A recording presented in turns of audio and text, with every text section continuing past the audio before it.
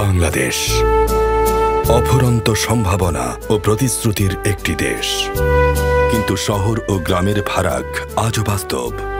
এক প্রান্তে উচ্চ ভবনের চাকচিক্য, অন্য প্রান্তে প্রান্তিক মানুষের সংগ্রাম।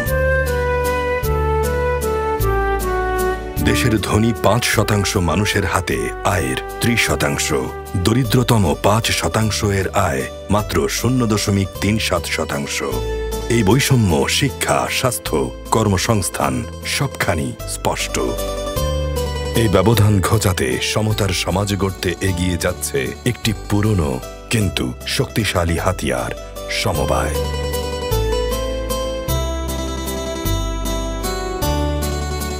বাংলাদেশের সমবায় আন্দোলনের ইতিহাস শতাধিক বছরের। সবার অংশগ্রহণে উন্নয়ন, সবার জন্য সমান সুযোগ।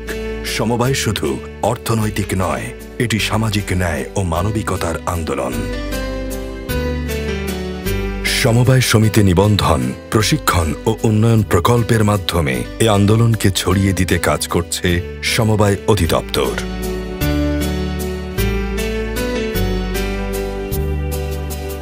পঞ্চগড়ের চা চাষিরা একসময় দালাল ও মধ্যস্বত্বভোগীর জন্য ন্যায্য মূল্য পেতেন না। আজ তারা সমবায়ের মাধ্যমে সংগঠিত হয়ে গড়ে তুলেছেন চা কারখানা।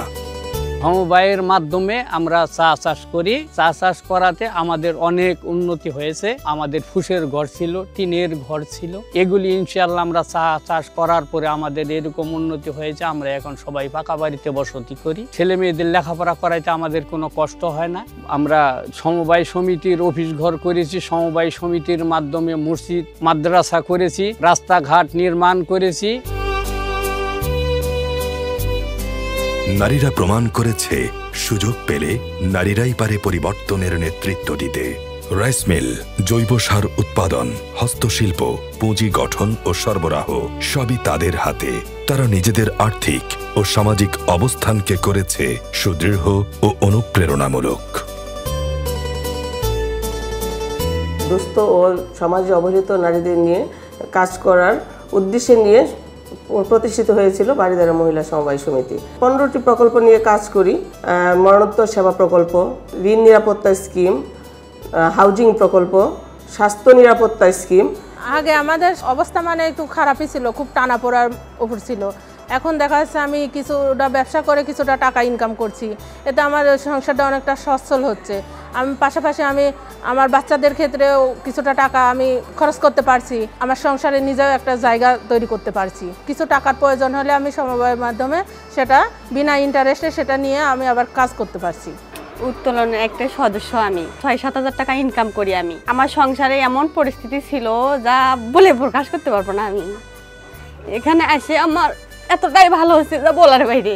আমার সন্তানকে মানুষ করার জন্য সুযোগ সুবিধা পাচ্ছি, এখানে যে লাভ অংশ হয় সেটাও আমরা পাই।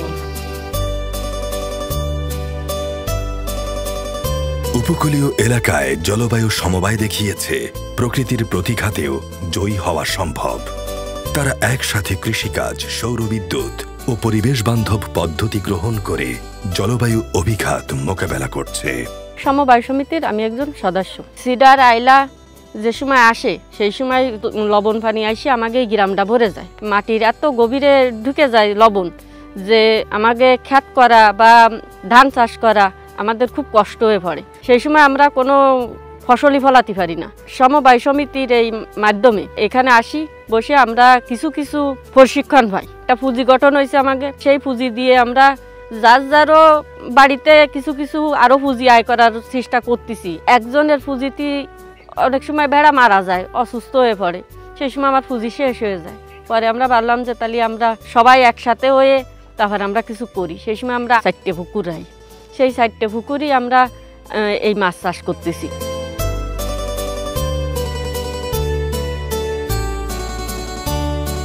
ভোলার কৃষকরা সমবায়ের মাধ্যমে ন্যায্য মূল্য নিশ্চিত করছে। টাঙ্গাইলের আনারস চাষিরা সারা বছর যৌথভাবে চাষ করছে। সমবায়ই তাদের উন্নয়নের চাবিকাঠি। সমবায়ের সদস্য হইয়া আমরা 10 জন একত্র হইয়া সঞ্চয় জমাইয়া আমরা অনেক উন্নয়নমূলক কাজ করতে পারছি। জমি বগ্রান আমাদের আছে, এগুলা কইরা অনেক লাভবান হয়েছি আমরা 10 জন একত্র করে, একা সম্ভব না। সকল দোকানগুলো আমরা একসাথে দিয়ে ছেলেমেয়েগুলো সচ্ছলভাবে লেখাপড়া করতে পারতেছি এবং ভালোভাবে আমি স্বাবলম্বীভাবে চলতে পারতেছি। আমি, আমার বাবা মা, আমরা 3 জনই এই সমিতির সদস্য। আমরা শুরু করেছি 3টি গরু দিয়ে। আলহামদুলিল্লাহ এখন আমাদের খামারে প্রায় 20টি গরু আছে। কোঅপারেটিভভাবে সকলে একসাথে যদি খাবার আনি তাহলে আমাদের খাবারটা পাইকারি মূল্যে আমরা পাই। খামার উৎপাদিত যে গরুগুলো আছে এগুলো বিক্রি করতে গেলে আমাদের সমবায় সমিতির মাধ্যমে যদি সেল করি তাহলে আমরা মোটামুটি ভালো একটা প্রফিট আমাদের থাকে। আমি বর্তমান পড়াশোনা করতেছি, অনার্স 3rd ইয়ার, পাশাপাশি আমার এই ফার্ম।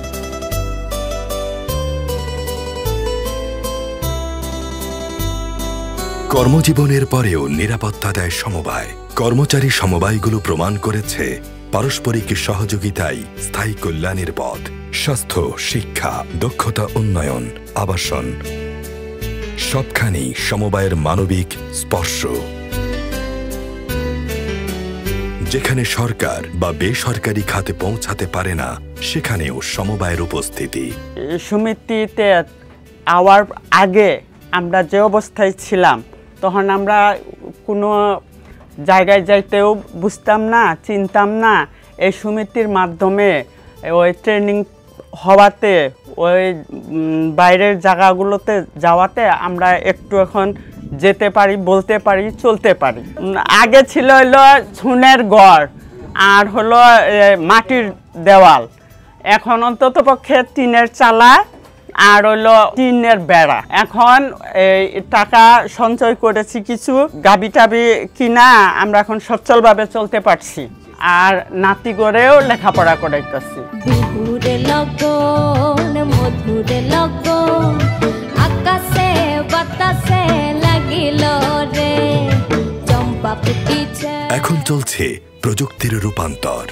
সমবায় সেক্টরে চালু হয়েছে integrated digital service delivery platform, যেখানে নিবন্ধন, নিরীক্ষা, ঋণ, প্রশিক্ষণ, ই-কমার্স সকল কার্যক্রম অনলাইনে সম্পন্ন হচ্ছে। 85,000 সমবায় এখন এক নেটওয়ার্কে যুক্ত।